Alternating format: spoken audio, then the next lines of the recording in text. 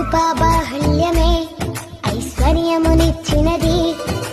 తేజోవాసుల స్వాస్థ్యం అనుగ్రహించినది కృపాబాహుల్యమే ఐశ్వర్యమునిచ్చినది తేజోవాసుల స్వాస్థ్యం అనుగ్రహించినది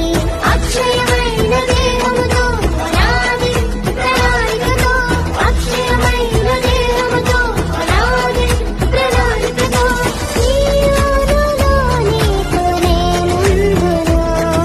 సీయోనులో నీకు నేనుందును గగనము చీల్చుకొని ఘనులను తీసుకొని నన్ను కొనిపోవరానై ఉన్న ప్రాణప్రియుడా యేసయ్యా గగనము చీల్చుకొని ధనులను తీసుకొని నన్ను కొనిపోవరానై ఉన్న ప్రాణప్రియుడా